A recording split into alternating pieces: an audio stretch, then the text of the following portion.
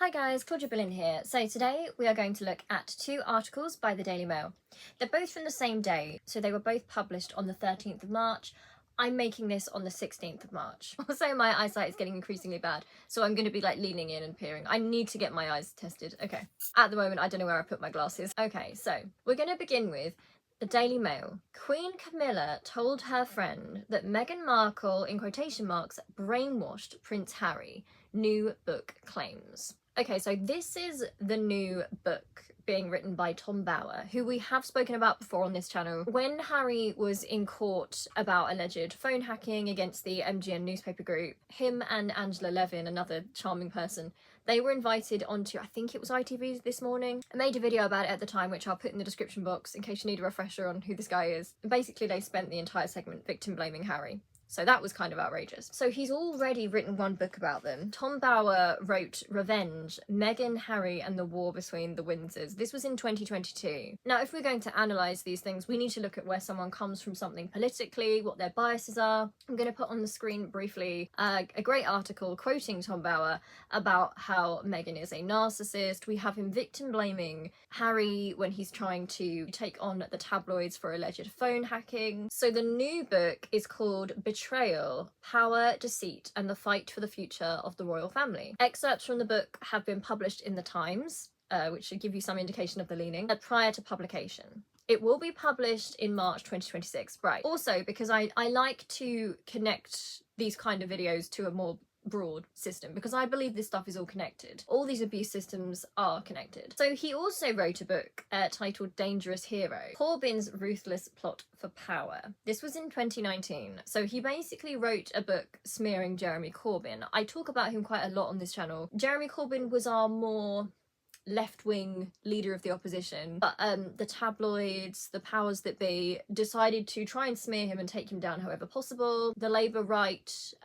basically did a bit of a coup. Now Keir Starmer is in charge of the Labour Party, and he has further smeared and ostracised people on the left. He's been incredibly authoritarian. He's trying to outright reform, which this is not the video for this, but just as a strategy makes no logical sense, because there's no good if your opposition is reform and like more right-wing beliefs, moving from the centre further to the right and saying, oh, you know, we're going to do that stuff too, not as much, but we're still going to do it. Who are you? You're not making any voters come over to you, are you? Because you're not going to out-reform. So I don't know who they think they're trying to pick up there. And the cynic in me, the conspiracist in me, thinks that Starmer was a plant all along.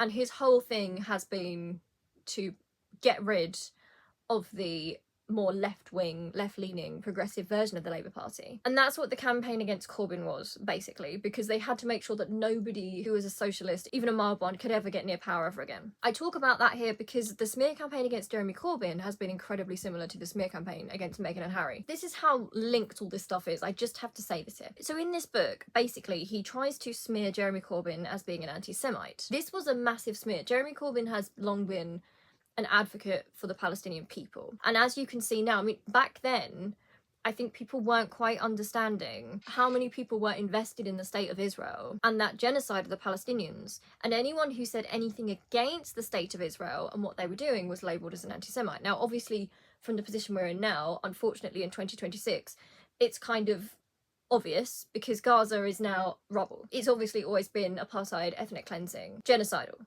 Right, it's been that way since 1948. But around the Jeremy Corbyn time, to be even critical of Israel and the way they were running things, to see the Palestinians as human beings, that was enough to brand you an anti-Semite. Even the Jewish people, which then led to a load of Jewish people who were advocating for the rights of the Palestinians to be called anti-Semitic. Total mess. And I think looking back now, it's even darker because we can see what's happened there, because there's been nobody in power to stop what's happened. None of our leaders have had the courage or the moral conviction to do anything to stop it. And in fact, Keir Starmer has been complicit in the genocide. Anyway, but I do believe in the Corbyn book, which was really panned by a lot of people for having information that wasn't verified. He had to pay substantial damages, this is Tom Bower, because he committed a grotesque libel against a non-profit Palestinian refugee group in that book. Many dodgy things said in that book. And since we're talking about Harry and Meghan and how it all intermeshes, and Harry and Meghan becoming the avatars here of wokeness, even though they're more liberal really. Harry being seen as this kind of eternal whining victim because they don't want victims to feel empowered in this country and come forward. Meghan being hit with every sexist racial stereotype you could possibly imagine. The idea of the outsider coming in as well, which is important in the political landscape we're in right now, because they're trying to make us feel very suspicious of outsiders. It's all, I believe it's all connected. Like I genuinely can, in my mind, make connections between the constant coverage of Meghan and Harry, and Meghan in this kind of racial way, seen as like an external pollutant almost. Someone untrustworthy who came in and was at first welcomed and then actually schemed to destroy our great British traditions. To me, I'm linking that culturally to the further ideas about outsiders, about immigrants. For me, those are the kind of stories they need to be selling us in our light entertainment, if you can call it that, because it's been that way. You know, they've spoken about Harry and Meghan's situation on like all the light entertainment morning shows and Loose Women like it's fun, and we need that in every aspect of our lives to get us ready for the dehumanization of people from the outside. It's why we swung to the far right, with Reform gaining a lot of steam. Zach Polanski, who is the leader of the Greens, who is likely who I'm going to vote for if I get the opportunity, and even he, as a Jewish man, is now being smeared as an anti-Semite. Even though he's Jewish, he's a Jewish man because he defends Palestinian rights. But before we get into the articles, I wanted to quote a BBC article on here.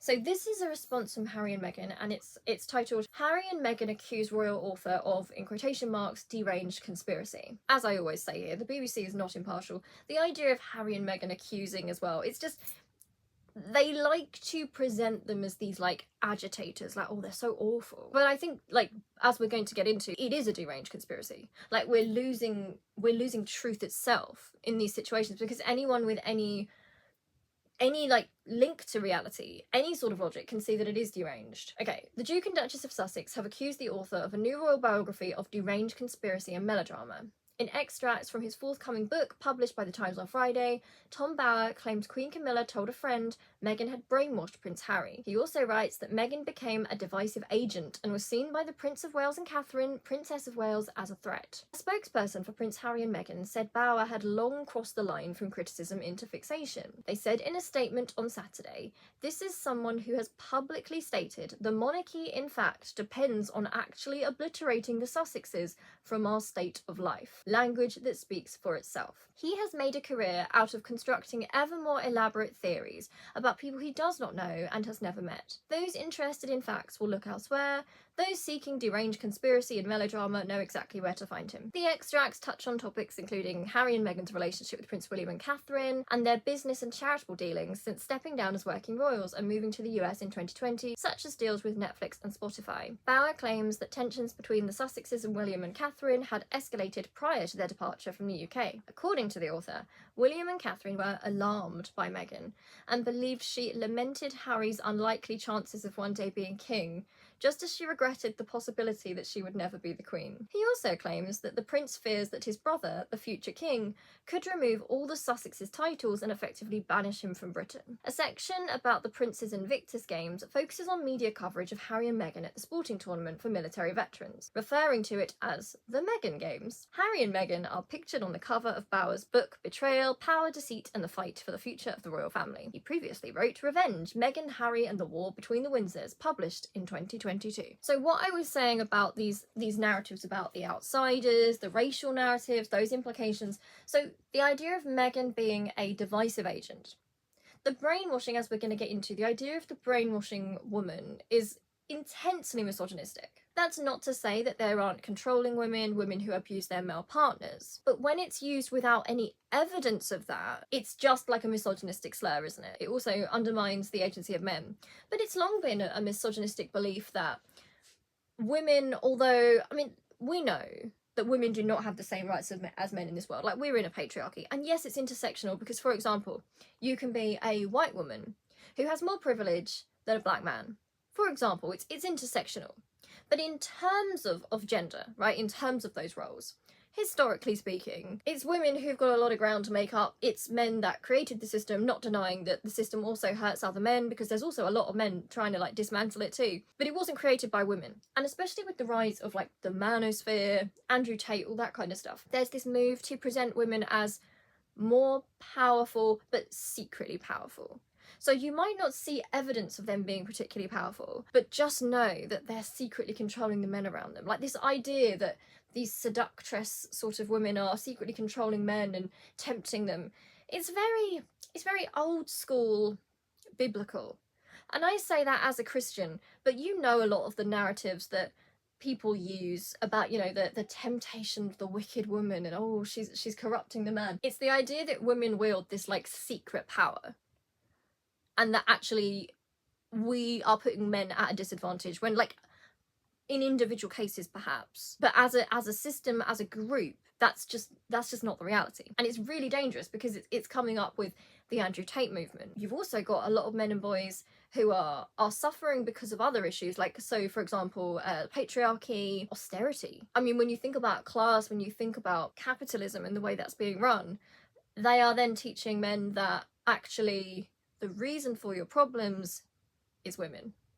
And it's like there's no proof for that, but that's the misogynistic, patriarchal, sexist thing that's going on, and it has been going on since, well, before the Tudor times, but the Tudor times is my specialist interest. Those kind of ideas are coming back up with a vengeance right now, coinciding of course with the rise of the far right and fascism, because those things are always connected. Like, you're not going to get fascism without those kind of gender politics. So it is notable that they are using these misogynistic ways to talk about Meghan. So a divisive agent and a threat. Again, it's the outside person who is difficult, a threat. We let them into our society and they look what they try and do, look how they repay us. It's the idea that William and Kate saw her as a threat. And again, it's ridiculous because what does that even mean? A threat how?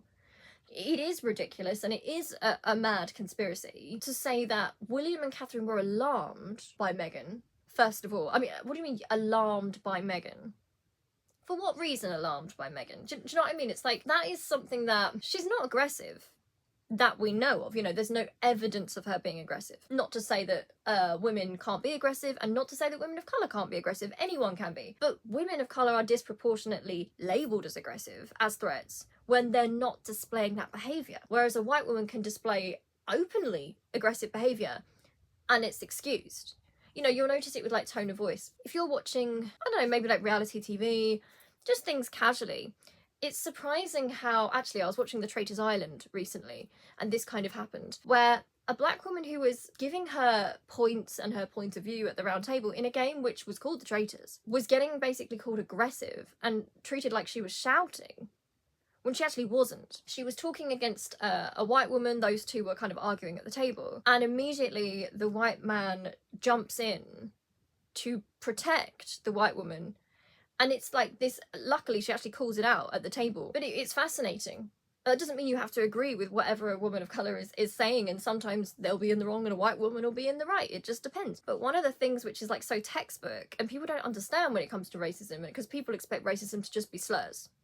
Right? All the slurs come out, that's the racism, that's it. It's the assumptions made about a woman of colour in a neutral place, right? So Meghan, in a neutral manner of just existing, is seen by a lot of these people as alarming, as a threat, as aggressive. To me, you can't like extract racial dynamics from that, especially in a system like the royal family, especially like in the right-wing institution of the British family here in Britain. But it's saying that William and Kate believed she lamented Harry's unlikely chances of one day being king. Meghan's not like this. It really is mad, because Meghan would know, like, even if you were like, if you really believed the caricature, that the whole thing, like her whole life, she just planned it, she just planned to be queen, you would realise, you would know that Harry is the second son. You're not going to be the queen, and she would know that.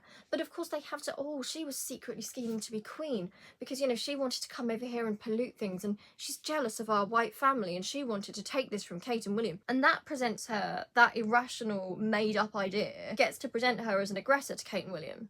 It's foreign outsider wants something of ours, wants to change our system, and nobody's sitting there saying that's ridiculous, like she wouldn't even think that, it doesn't even make sense, because it's suddenly changed now. So William and Kate can be alarmed, they can be presented in this way, and they can be seen as victims because she was scheming to take something that was theirs. It says that she regretted the possibility that she would never be the queen. It's a total fairy story. It's ridiculous. Like, there's no logic to it. And the BBC is doing its unbiased best by not contradicting anything or saying, look, here's reality. It's just all these are what people are saying. We're not going to cut in with actual reality and facts here. We're just going to, like, put that out there. Okay, also worth noting here. So Tom Bower is married to somebody called Veronica Wadley, or Wadley. Baroness Fleet. So he's married to a baroness. He's a member of the Conservative Party. His wife was appointed a CBE in 2018. So that is, a CBE is the most excellent order of the British Empire, a British order of chivalry. So although it's not the royal family that chooses who gets a CBE, there are different committees. So you get civil servants, apparently different experts. And again, like, I would question who they would ask and who would they put into those roles. But basically the committees review the nominations. They recommend recipients to the Prime Minister, but final approval is granted by the monarch. So it would have been Elizabeth II, or now it would be Charles. So it's not rocket science to see what is intended by these books. It says here that she has a life peerage. These people are appointed by the monarch on the advice of the Prime Minister. Like, it's just so ridiculous. It's so ridiculous. Okay, but anyway, I want to quick, this is going to be long, but I just wanted to go into a little bit of, first of all, Revenge by Tom Bower. So the book he's written about Meghan and Harry. This was the first one he wrote. This was in 2022. I just want to read you some of the claims that were in this book. And I couldn't believe it because I've not read the actual book, but I'm reading on Wikipedia. Like, I will admit it's just a Wikipedia summary, but I'm not reading that book. But these were the claims made, and I was reading it feeling like I was going mad here because I still couldn't understand what Meghan was supposed to have done wrong here. So the book claimed that in 2017, during a shooting weekend at Sandringham, Meghan Markle, in quotation marks, challenged every guest whose conversation contravened her values. Her future stepmother-in-law, Camilla, Duchess of Cornwall, allegedly found it hard to believe that Meghan would sacrifice her independence to serve silently as a team player. So, at a shooting weekend, Meghan challenged every guest whose conversation contravened her values, making her sound like this aggressive person. But an intelligent, outspoken woman, it says she's challenging conversation that contravened her values, which implies that conversation was political or on important matters in some way, right? For there to even be a discussion, right? Now, bear in mind, it doesn't say here that she was rude, even.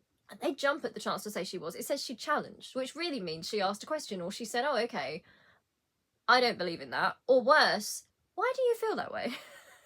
You know, you're supposed to just unquestioningly, like, you're supposed to be silent, which is what her future stepmother-in-law says. You know, she found it hard to believe that she would sacrifice her independence to serve silently as a team player. And again, this is an alleged quotation by Tom Bower. But we're talking about Camilla. Camilla demanding that someone put aside their independence and serve silently as a team player. Like, if she was a team player, she and Charles would not have done what they did to Diana. Camilla being portrayed as a team player, it's hilarious to me. It just really is. And I'm not somebody who blames her entirely for that situation, because I think it's misogynistic when a man who's married has an affair and all the blame goes on the woman. I do still think that, you know, the woman deserves criticism, especially in this situation for how Camilla treated Diana, especially because Diana was a teenager. She was groomed in, she was selected because she was young, she was naive, she'd never had a boyfriend before, she was basically sold a lie, she was put through a lot of abuse, a lot of pressure, and just treated appallingly by these people. So for Camilla's quote to be about, I think she should, you know, I don't know why she can't just be quiet. Yeah, she probably wanted Diana to be quiet as well, didn't she? She probably didn't like it when Diana complained about the fact that her husband was having a long affair during their marriage, and probably before. So she was sold a lie about her role, about her life. These older people knowing that they were going to carry on doing what they were doing, and she was just going to be the sacrifice, the one who was supposed to have the children, and then she was supposed to be quiet and put up with him. I just think that's ridiculous. But the idea that she's difficult because she challenged every guest whose conversation contravened her values, I mean, that's just intelligent conversation. You don't have to agree with everyone you talk to. But as adults, if you are bringing up a subject of politics or something important, other adults are able to, you know, enter into the conversation with you and say, oh, why do you think that? Or, oh, I don't think that, I think this. It presents her as an aggressor for having opinions or speaking an opinion, asking her as well to serve silently as a team player. It's just so outdated. It's ridiculous. Bauer claimed that Meghan was disappointed with her 2017 Vanity Fair interview, which she had hoped would be about her global philanthropy, but instead, the headline read, "She's just wild about Harry." Again, I feel like I'm going mad, because I also feel like if you are giving an interview and you're talking about your achievements and you're talking about philanthropy, whether or not you like her, whether or not you agree with her decisions, and it just being boiled down to, oh, she's wild about Harry, that old sexist stereotype, that is undermining. And it's undermining, like, no matter who it happens to and whether or not you like the person. I would be annoyed as well if I was giving an interview about my life and my interests and what I was up to, and it was just, oh, it's all about the guy she's with, it's all about a big crush. It's just embarrassing. These are grown women. And it's like, honestly, it doesn't surprise me. The thing that surprises me the most is how long Meghan was able to exist in this system in the first place, because it sounds just archaic. Bauer added that Vanity Fair's fact-checkers had raised questions about Meghan's story involving her writing to P&G to change a sexist advertisement. And after consulting P&G and advertising historians, Vanity Fair had concluded they could not prove the whole story. They could also find no evidence, as Meghan claimed, that she received a reply from Hillary Clinton. He says that the success of her campaign was fictitious and invented by an adoring father. Well, we know for a fact that Meghan did, that there's actual video evidence that she did do that campaign. She did write that letter. I mean, I don't think you would lie about receiving the reply from Hillary Clinton, but even if she did, and it says here that it's like, oh, it was invented by an adoring father. Well, okay, so that's not even Meghan's fault. And the worst thing here is that, oh, a dad wanted his daughter to feel seen and wrote a reply from Hillary Clinton for her. Like, I don't understand. Grilling her on everything, as if this is a crime. These have been listed like her crimes, and there's no crime here so far. After her marriage, Meghan reportedly refused an offer from Queen Elizabeth II and the then Prince Charles to fly to the US to reconcile with her father, Thomas Markle. Bauer wrote, Meghan's excuses irritated Charles and perhaps also the Queen. That's weird. And that's weird, and that's coercive control. It's fine to, you know, make an offer. The relationship Meghan has with her dad is obviously very difficult. I have strong feelings on that.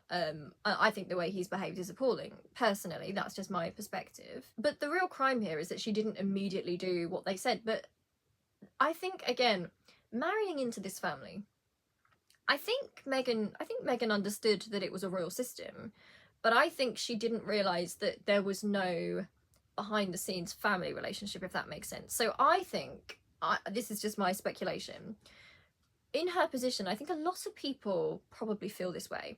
I think they accept it's a brand and it's a business and all that stuff, but I think people might assume that behind closed doors, however, it's still a family. At the end of the day, you know, a lot of that's performance, but it's a family. But what they seem to have realised, and what Harry writes about in Spare, is that there is no difference, right? There's no dividing aspect there. Like, there's no let up. An offer from your grandmother-in-law and your father-in-law who say, oh, you know, if you want, we can fly you to the US to, you know, talk to your dad. It's a kind gesture, but it's up to the child of the parent to decide what they're going to do.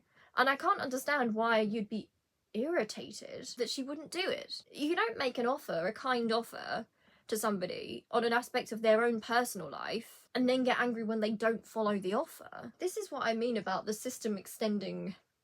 It's not just on the outside, it's the reality inside it.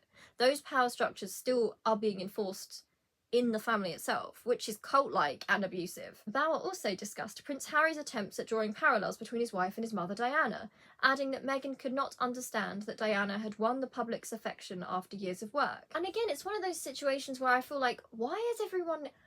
There are a great many things. If you're working members of the royal family, like, I can't stand the royal system, and I think there's many things you can criticise. But the son of somebody, not even just like the son of somebody who's been murdered or somebody who's died tragically, depending on what you say. I think Diana was always heading towards something like that through the torment that she was going through and the stalking by the press. I think it was bound to end in her being hurt at the very least, the way that was going. But her sons have more right than anyone to say, oh, this in my partner reminds me of my mother. They're her children, that's her family. Imagine you, like, finding a partner and you were asked, like, oh, what is it you like about them? And you might say your mother has passed away and you really cared about them. You might say, there's a trait that my mother had, which I really admired, that I really, really admired, and I found this in my partner, a very similar trait, and I admire that trait so much. And I feel like as well that the papers do this with Kate all the time. They're constantly trying to connect her to Diana in the press. That's no one else's business though, is it? Like, if William or Harry want to talk on their mum and they want to talk about their relationship with their mum and their relationship with their wives, Why is some outside force being like, oh, I don't really think that you should be comparing them, because actually people don't understand. People love Diana because she worked hard. And let's be real, the public loved Diana. The system didn't. That system and these royal reporters hurt her. They abused her. They treated her awfully. This fantasy that if Diana was around now, she would be like this Kate Middleton figure. They like to erase the fact that towards the end of Diana's life, she was starting to kind of strike out on her own. She was having different relationships. She was having relationships with men of colour, which she got a lot of stick for. She was seen as too political because she'd go and do humanitarian things. She was seen as frivolous and narcissistic and whining, and how could she do this to people?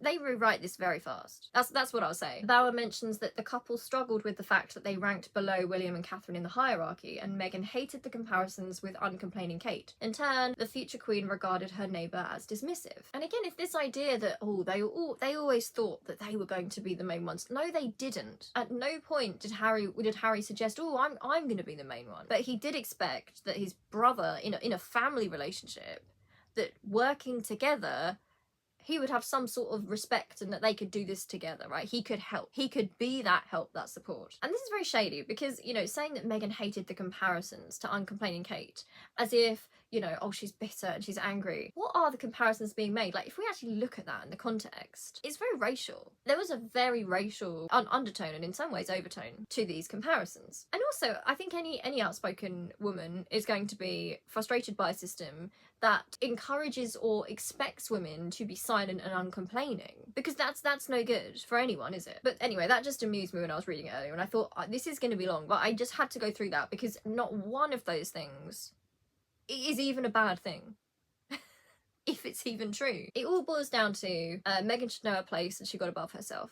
And we have to teach her now. And why do they say that about Meghan? Like, you can't directly pin it on certain things, but it's just suspicious to me. It's incredibly suspicious, the way they talk to her, the way they bring her to heel, the dehumanization, the depiction of her always as aggressive and woke and polluting in many ways. It's incredibly suspicious in today's climate. Anyway, right, let's finally get to it. Let's get to the articles. Okay, so Queen Camilla told her friend that Meghan Markle brainwashed Prince Harry, new book claims. Queen Camilla told a friend that Meghan Markle had brainwashed Prince Harry as the bitter feud between the Sussexes and the rest of the royal family deepened, a new book claims. So tale as old as time.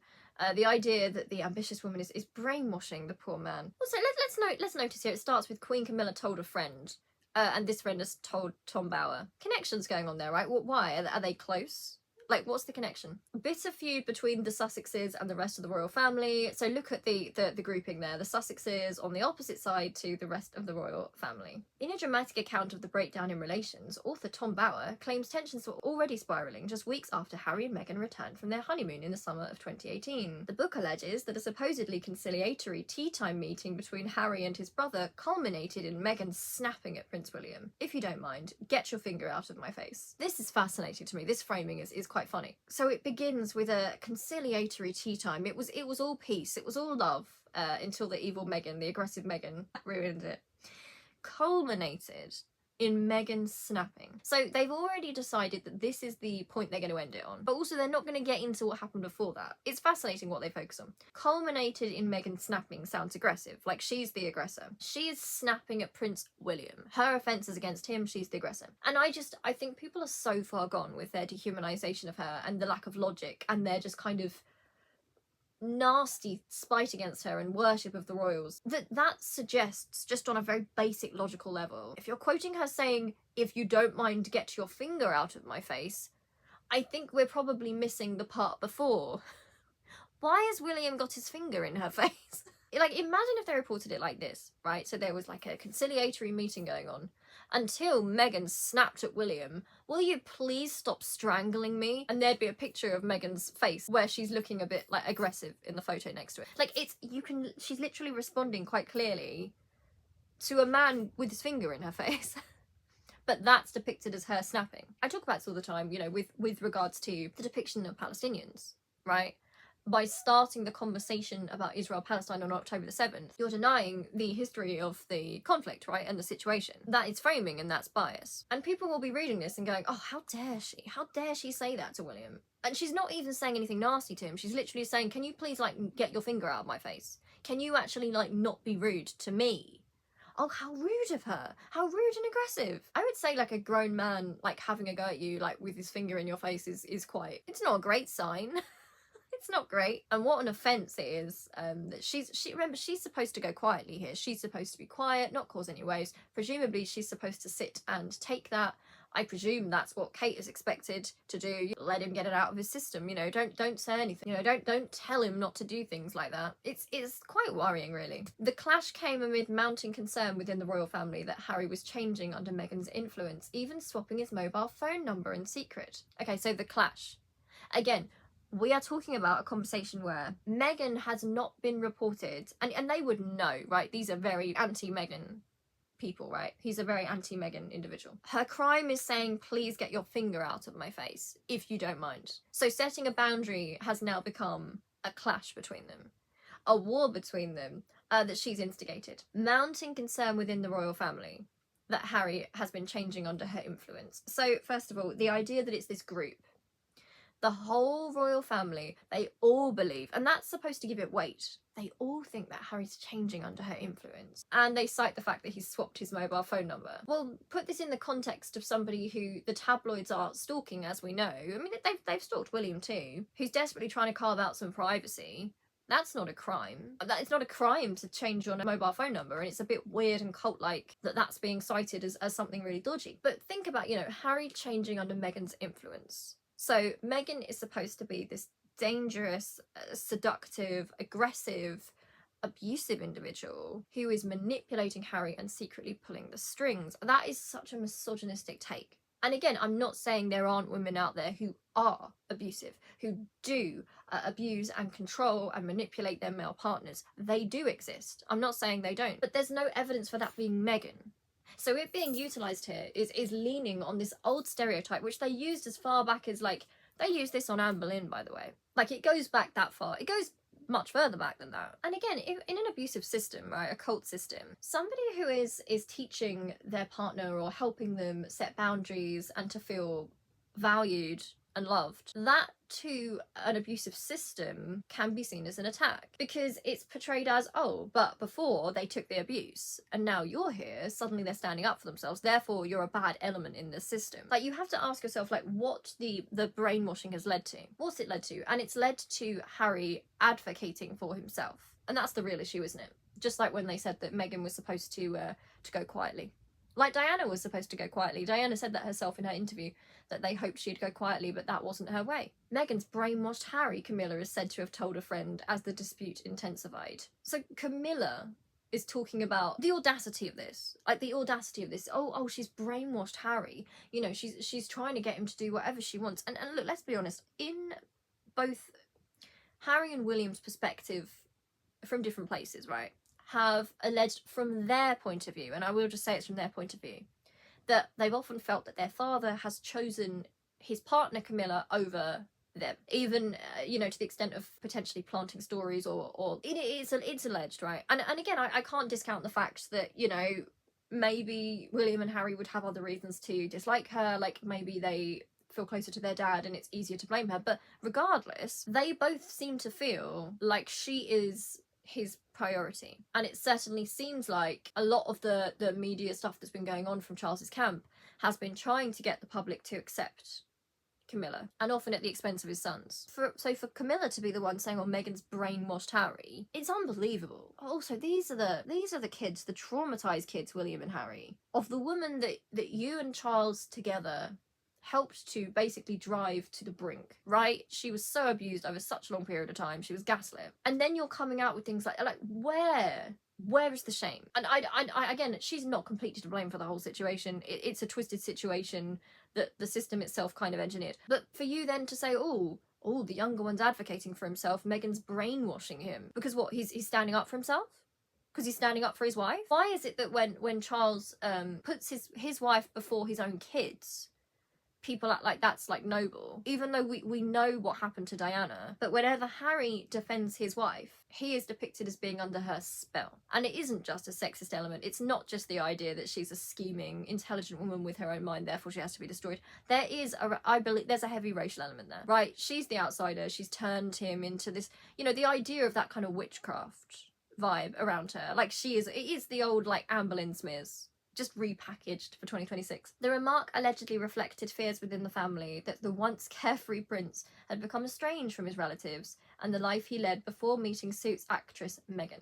So, reflected fears within the family. This kind of group concern, oh no, he's starting to advocate for himself, or something's wrong. The spare isn't supposed to. The spare isn't supposed to, in any aspect of his life, think that he's worth anything. You know, the spare's job is to be second best. Like, heaven forfend his partner makes him feel like in their relationship and in his life he's entitled to take up space. The fact that they say here, the once carefree prince, and it is such gaslighting, because we know, like, we've got Harry's own words, but even before Meghan came on the scene, I mean, you can see there's that interview, a filmed interview with William, Harry and Charles talking to the press, and I think Charles's microphone is left on and he says something like awful people, terrible people. You can tell that they don't want to be doing this, they feel like it's invasive and it's nasty, right? It's uncomfortable to see. But they are now trying to reframe everything that he was a carefree prince. He was not a carefree prince. Like, at what point? This is what worries me about what's going on with George, Charlotte and Louis, and why I talk about it, and why it's vital that we look at this and what it means. Because I looked at an article recently in a video I made about the depiction of George and the way they're grooming him and indoctrinating him and not giving him these choices. Like, the amount of pressure on that child is horrific, it really is. But they try to depict, like, there's this recent photo shoot about, you know, oh, you know, he's carefree, he's having a great time, he's fun-loving, he's loving life, he's so happy. You know, these are the pictures to prove it. If any of those children come forward like Harry and say, actually, like, you know, I was not always happy. In some cases I was really anxious, some of this was unfair, I feel like I was a bit stifled. Whether or not you agree with what they're saying, they're entitled to have those opinions. We can see what the system's going to do, like it has to Harry, which is to rewrite history and act like, but you were happy before Meghan. That is categorically untrue. Because, like, we can even see, like, the press were hounding Chelsea, right, Chelsea Davy, and he was angry about that. Of course William and Harry, I mean, I believe William was afraid of the photographers when he was little. It's a horrible situation. You know, they smeared him for such a long time, getting into private matters of somebody who was a child, right, and we had no right to as a society. He also went through the trauma of losing his mother, and before that, you know, the trauma of both of those boys kind of witnessing what happened to her in that system, even if they didn't fully understand it at the time and the dynamics. It's hard enough to go through a divorce. So my parents are divorced, and it's a horrible feeling. You feel very torn and you love both your parents and it's very complex. But their situation, that playing out on the world stage like that, then their mother dying the way she did, the way they had to perform, the pressures put on them. To say that Harry was a carefree prince is ridiculous, especially when they want to smear him. They act like, oh, he was always a wrong un, he was always off the rails. It's absolutely ridiculous. William had harboured doubts about Meghan long before the couple's wedding, warning Harry that the relationship was moving too fast, it's claimed. So I don't know if that's true or not. It might be, and there's not necessarily anything wrong with that. You know, he's the older sibling, he might say, look, this is going a bit fast, I'm concerned about it. That's fair enough, if that's true. But even the language of William warning Harry, you know, William wise, knowing what's going on, and I did warn him. It's that dynamic they're writing with Charles, or they tried to do recently with Charles and Andrew, which thankfully hasn't worked on the public. The idea that, you know, Charles warned about this a long time ago and people should have listened to the wise Charles, but they didn't. Always the heir must be listened to, and the spare must not. It's gone too quickly, the future king is said to have told his younger brother about his budding romance. So the idea about it being a budding romance, and I think it infantilizes Harry. It's trying to make out that it is a childish, immature, overly fast, ridiculous relationship, and that it doesn't make any sense. You know, it's the idea that Harry's unstable and that he's in need of guidance. It's youth, it's immaturity, that's the picture being painted. William being depicted as someone who wants to protect his younger brother. And again, I could go with this more and believe this. You know, I'm a big sibling myself. I'm protective of my younger brother. You know, it's quite natural to be protective of your siblings. But the actions that we've seen from William haven't been, I mean, I say this a lot, but if we go with the idea that, oh, they think that Meghan's this predatory person and she's brainwashed Harry and he's in danger and he's vulnerable and he's all over the place, why has William cut contact with his brother? That's where it doesn't work. Because if your sibling is in trouble, right, and you're worried about your sibling, the last thing you do is cut off from that sibling because you're worried about them, right? You might want to cut off from that partner, you might want to set boundaries, that's fine. If William doesn't want to have any contact with Meghan, that's his own choice. Going with that idea that Meghan is this dangerous individual that they're trying to sell to us, that she's brainwashed Harry, you would keep the channels open. with your brother, especially with Harry saying that he wants to reconcile. If that was what was going on, your thought as the sibling would be, he's in a bad relationship, I need to make sure that he still knows that he's got me, right? No matter what happens, I'm still here. That's not what's happened here, right? We've seen a smear campaign against Harry. We've seen a complete cut-off from Harry. So clearly that's not what's going on here. And I get so fed up of people trying to peddle this idea that Meghan is this abusive partner. And again, we don't know what goes on behind closed doors. I can't tell you if someone is or isn't in any case. What I can say is there's no evidence of that being the case. It just seems to be something that's put out there for the public. And because people have this like background radiation of misogyny, a fear of outsiders, they don't like an outspoken woman, there's the racism going on, all that stuff is coming together to make people go, oh yeah, that sounds like the most likely idea. Like, that's the most likely thing. That's what they've gone for. And there's no evidence of that. That's not to say it doesn't exist. I can't say that of anyone. We don't know what goes on in any home, in any relationship. We don't know. But there's no evidence to suggest this, is what I'm saying. And yeah, it's presented as if that's a fact. And there's bias in that. Queen Camilla and Meghan Markle in May 2018, this is a caption to a photo. In a dramatic account of the breakdown in relations, author Tom Bower claims tensions between the Queen and the Duchess of Sussex were already spiralling just weeks after Harry and Meghan returned from their honeymoon in the summer of 2018. And that's not really probed into here. Like, what do you mean? Tensions between the Queen and the Duchess of Sussex were already spiralling just weeks after Harry and Meghan returned from their honeymoon. Do you want to give some information on that, maybe? Like, what do you mean? Like, why? His misgivings were reportedly shared by William's wife Catherine, the Princess of Wales, who Bower claims was also wary of Meghan's influence. And again, it's that idea of there is racial bias going on here.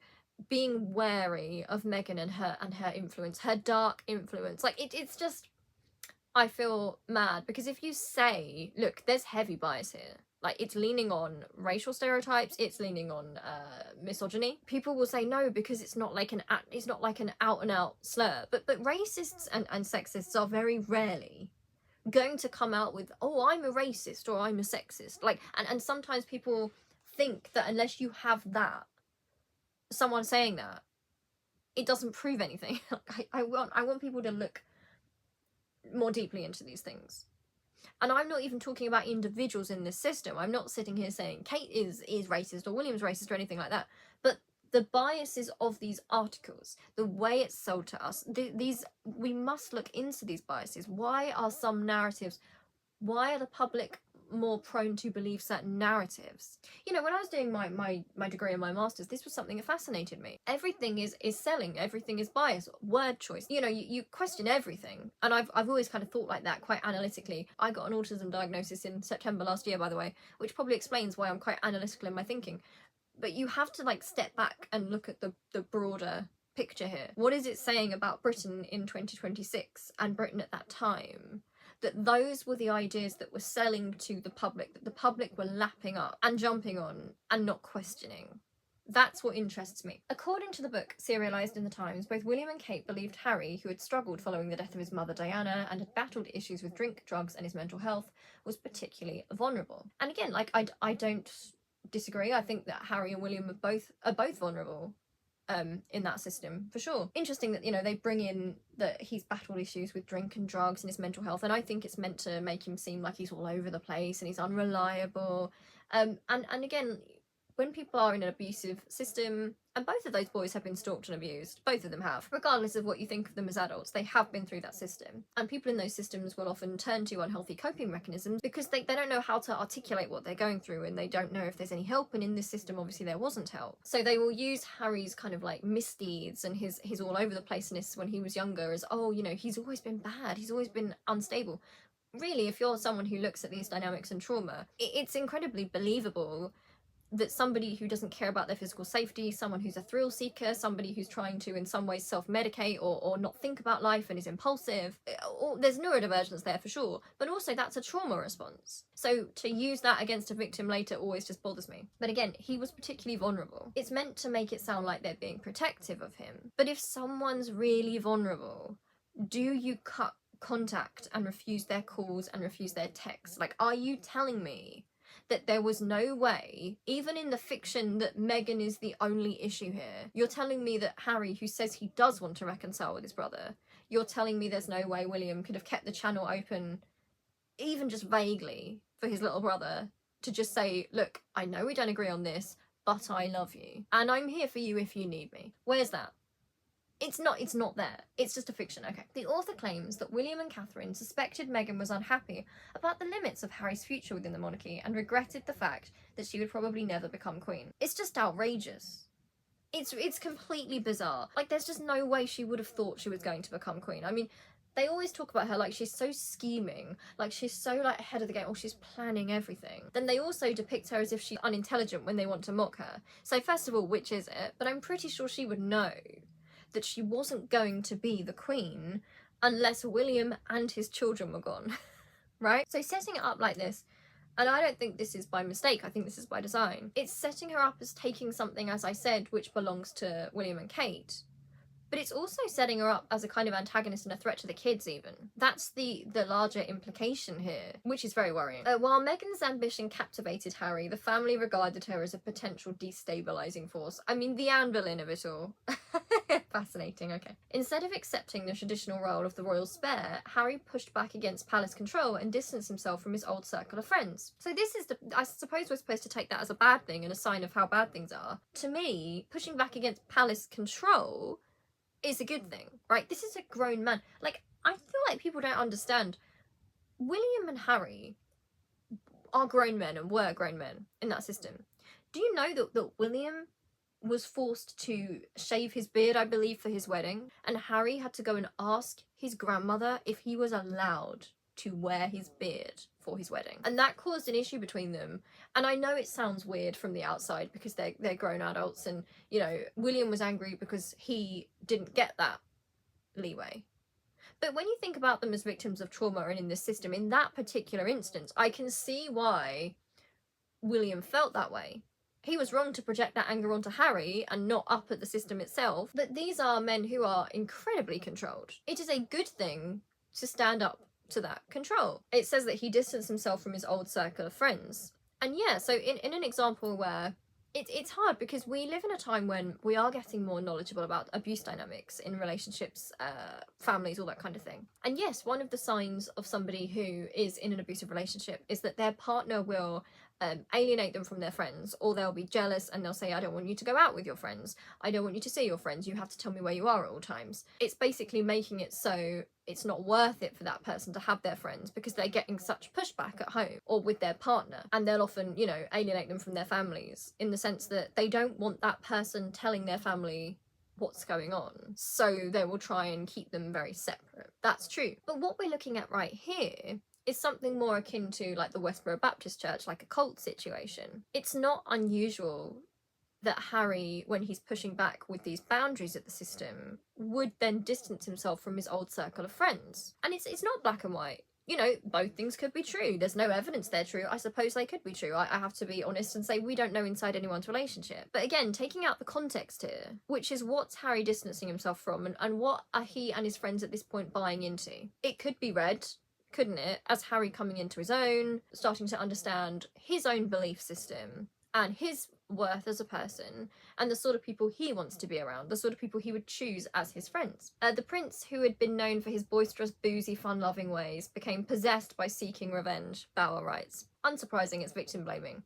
So he'd been known for being boisterous, boozy, and fun-loving. That sounds like a criticism, but also meant to be like it's pretending that it's like loving, but it's actually a criticism. It's presenting him as off the rails. But he's been possessed by seeking revenge. And this is so dark in the wake of, for example, what happened with Virginia Giuffre. A victim has a right to seek accountability and to present that as revenge and like it's pettiness. I hate when people will say to a victim, you're just as bad as the person who did it if you hold them to account. You know, this framing of it being revenge, when actually it's just holding someone accountable is just a matter of justice. It's not revenge. It's seen as angry, it's seen as mean-spirited. Of course, members of the British state and of that certain class are not going to want, if you've got those politics, you're not going to want victims to come forward about things. You're not going to want society to progress or change in any manner. And you do that by maintaining the stiff upper lip, by acting like it's poor form to complain, it's poor form to drag up things which happened in the past.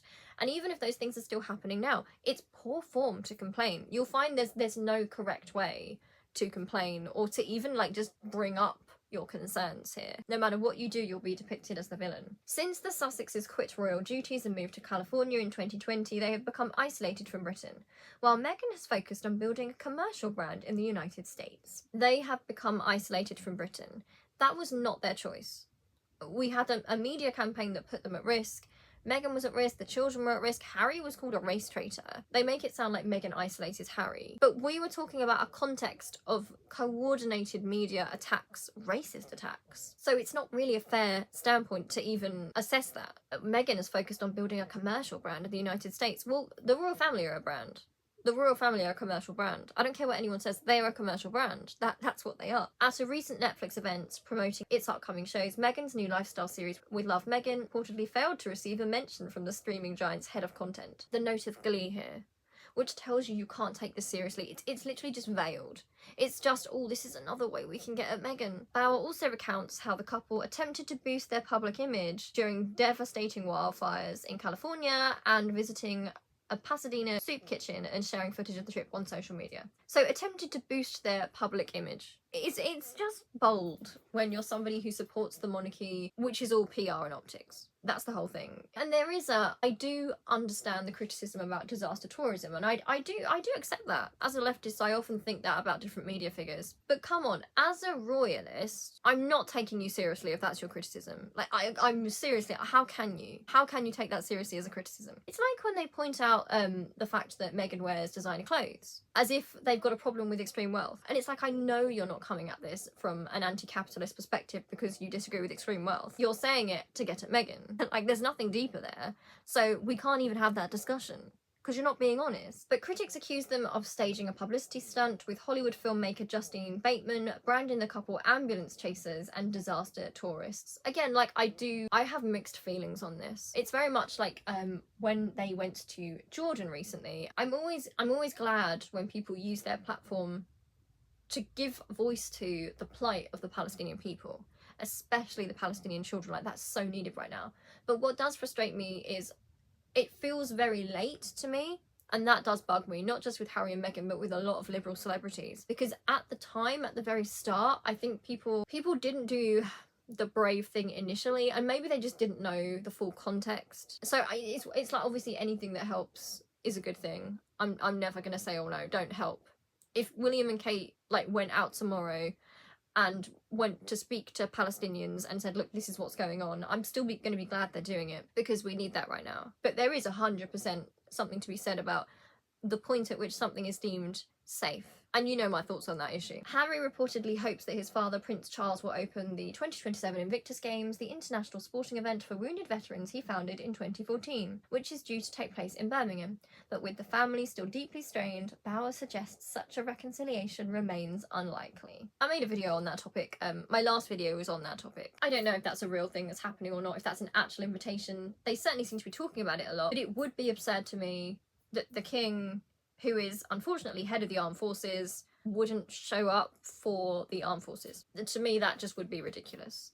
So that's interesting. Okay, so I just wanted to briefly touch on another article, because this is from the same day. Simultaneously, on the 13th of March, Wales mania. Sweet moment. Kate cheekily waves to onlookers before riding along with the RNLI on the Thames. We've got a nice picture of Kate waving in her little yellow jacket, and then we've got Kate smiling in a blazer, wearing a baseball hat. The Princess of Wales shared a sweet moment with royal fans at yesterday's engagements in London. Kate, 44, enjoyed a jam-packed day in the UK's capital yesterday alongside Prince William, 43, from pouring pints at the Bermondsey Beer Mile to whipping up cappuccinos at Borough Market. And in one particularly heartwarming moment, just before the royal couple headed on a lifeboat down the River Thames, Kate, dressed in a life vest, shared a wave with onlookers waiting to catch a glimpse of her. This is the state of royal propaganda in this country, okay? And I feel like I'm going mad. It's treating us like we're children, like we are small children. She shared a sweet moment. And what is the sweet moment? A particularly heartwarming moment where, when she was on the lifeboat, she waved at the onlookers who had been waiting to catch a glimpse of her. I mean, it's just ridiculous. This is just, it's from a bygone era. Honestly, I feel like if this doesn't make people realise the monarchy has to go, I don't understand. I've never really understood. And again, it's probably part of the maybe it's part of the autism, but also just my personality. I don't believe anyone is above or below anyone else. I don't understand why people would consider her giving them a wave on this visit to be a heartwarming moment, because you're on a public duty, right? You're there to see the public or whatever. Why is it being depicted like it was the like Mother Teresa showed up, like she threw money to the poor, she waved at somebody, and it's a heartwarming moment? Kate and William visited the RNLI lifeboat station on the River Thames to mark the RNLI lifeguards 25th anniversary. The moment, after being shared on Instagram by Kingsguard Tours, delighted royal fans, with one writing, "She's a dream." A second said, "My favourite couple," while others shared love hearts beneath the clip. And again, like, she's a dream. Why? What do they mean? I genuinely, I think this needs to be delved into. What are they talking about? My favourite couple. Now, I want to get into this because we don't know very much about William and Kate or Catherine as a couple. Okay, we don't know that. So what is it that people are celebrating? What makes them the favourite couple? Because bear in mind the situation with Harry and Meghan, and true, we don't know the full ins and outs of that, but they've been pretty vocal about their story. Harry's kind of gone out of his way to defend his wife. Meghan's quite outspoken about things. You know, we've seen elements of that story. So that, to me, makes more sense. But even so, I mean, we don't really know the situation behind closed doors with anyone. But this worship of William and Kate as this couple always interests me, and I think is very telling, because we don't know their relationship. It's very traditional gender roles, right? Kate is the traditional wife, but she doesn't say very much. She's shy, she barely speaks, she defers to her husband. She's seen as a support to her husband, but she's not very outspoken, and they're also not very physically affectionate. And that's not a criticism, because lots of couples aren't physically affectionate. And again, that might be part of the system they're in. I mean, I suppose there's probably lots of archaic rules about that kind of thing. But when people say it's their favourite couple based on that, I think what they're really worshipping is gender roles and the old patriarchal notion of the traditional family kind of thing, the heterosexual gender roles, the whiteness of it all. I genuinely think that is what people love so much. Because when you ask them what they like about the relationship, very rarely do they have anything to say about, oh, this thing about the relationship I like, and this thing about their dynamic. Like, I don't want to get into like body language stuff, because we don't know, but they're not an affectionate couple to each other in public. We know nothing about in private. They might get on really well in private, who knows? But when people hold them up as this perfect couple, and we know very little about the relationship, it does just seem to be a stand-in for certain values, right? That's what people are worshipping. Elsewhere yesterday, Kate left the beer and cider tasting to her husband, explaining that she had cut back on alcohol since my diagnosis. Kate had chemotherapy in 2024, and last year announced she was in remission from cancer. This is true, but that bit kind of feels a bit irrelevant, you know? It's always a sense of creating vulnerability around Kate. So they call her uncomplaining, and they like that about her, but there is a lot of sympathy and pity for her in the coverage, which isn't wrong, but it's being done in association with her as traditional gender roles, maternal, white woman, whereas Meghan going through struggles, nobody cares. These same people actually get pleasure out of her pain, right? And it is, to me, it's those racial dynamics. I also, the quote here, there's so little to go on, and they're trying to make this Wales mania, everyone loves them, and they've quoted two people from the internet saying, oh, they're a dream, my favourite couple. They said that, oh, she's cut back on alcohol since her diagnosis. Well, that's a normal conversation, you know, it's quite a normal conversation.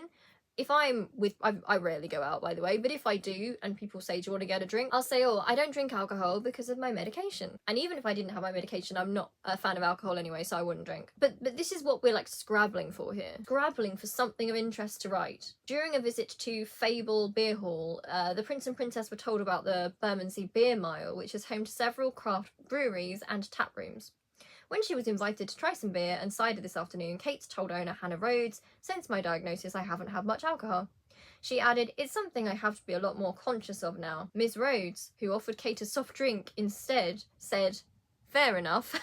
The state of it. Turning to William, Kate patted her husband's knee and said, but you like your cider, don't you? Now this is hilarious to me, because imagine this was Harry and Meghan. Imagine how they'd report on that. So first of all, Meghan saying she wasn't drinking, they would say, oh, she's controlling. Who does she think she is? You know, we love our bar culture. We love beer here in Britain. Is she unpatriotic? She's not drinking. Awful American. She's probably drinking soda instead. The idea of her patting her husband's knee would be depicted as her grabbing his knee, you know, controlling him in some way, warning him, and saying, but you like your cider, don't you? I guarantee there would be stories about Harry being an alcoholic. Imagine if Meghan said that he loves his cider. I don't drink, but he loves his cider, doesn't he? While holding his knee.